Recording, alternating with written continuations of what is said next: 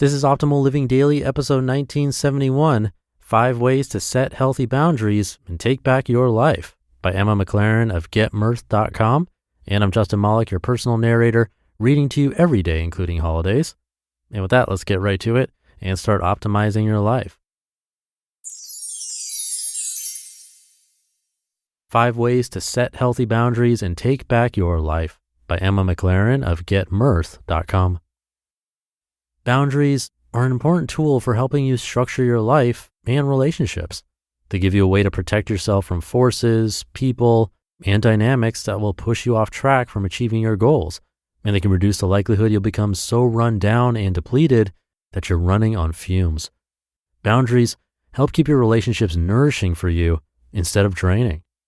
That all sounds nice, but if you've never actually sat down and thought about what boundaries you want to set and enforce, it might seem confusing, overwhelming, or totally vague. For one thing, there's not really any discussion of boundaries in school, particularly how to distinguish between good and bad boundaries. It's not a topic most people cover outside of school either. We like the definition of healthy boundaries from the University of Kentucky, which explains that, among other things, healthy boundaries enable you to have high self-esteem and self-respect. Be assertive, confidently and truthfully say yes or no and be okay when others say no to you. Separate your needs, thoughts, feelings, and desires from others. Recognize that your boundaries and needs are different from others.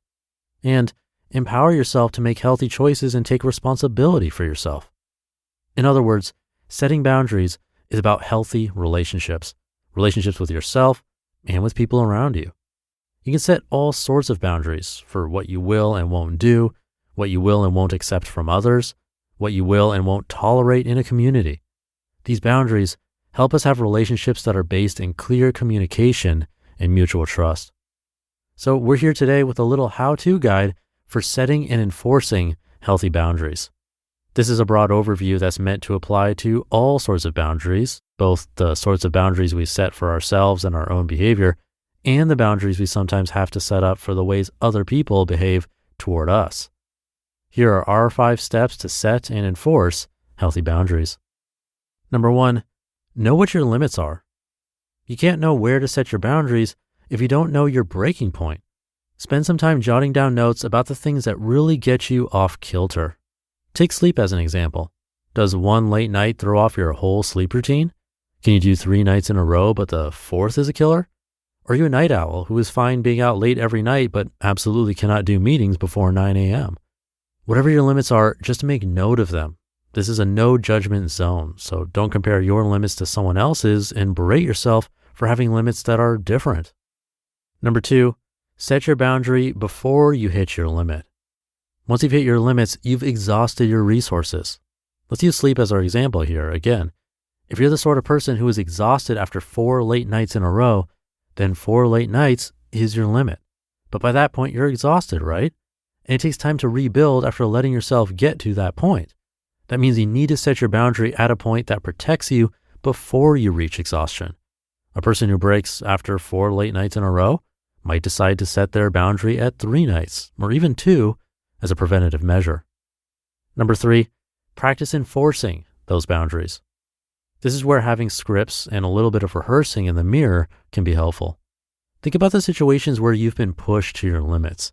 In the case of the late nights, what might have been driving that? For some people, it's a boss who insists on staying late and wants the rest of the team to stay late too. For others, it's a friend who is constantly arranging social events and pressuring everybody else to come out for them. For still others, it's the irresistible pull of the internet or a good book. Once you know what gets you past your limits, you can devise a strategy for how to enforce your boundaries. Practice explaining to your boss or your friend that you cannot be out late for a 4th night in a row. Practice telling yourself that too. This is a relationship-focused part of the process that will be most successful when you make sure to have healthy, nourishing relationships in your life. Number 4, enlist a buddy. We love enlisting the help of buddies here at Myrth, and this is a great strategy for enforcing your boundaries when you're just starting out or are in a vulnerable time where you might not be able to enforce your boundaries yourself. A trusted friend can help you push back on somebody else who is not respecting your boundaries and can remind you of the boundaries you've set for yourself when you're tempted to ignore them. When you trust somebody to help you enforce your boundaries, you nourish your relationship with that person too, as well as with the people you need to enforce your boundaries. Number 5, forgive yourself. As with any new habit, setting and enforcing boundaries isn't always going to go 100% smoothly. That's okay.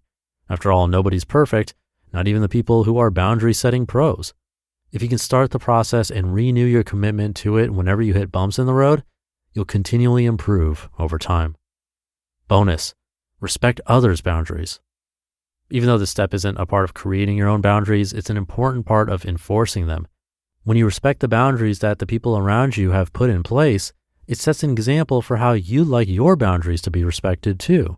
It also gives you a foothold in case they don't treat you with the same respect. You can explain that just as you've respected their boundaries, they need to respect yours as well. With these steps, you can start to give your life the sort of structure that'll help set you up to achieve your goals.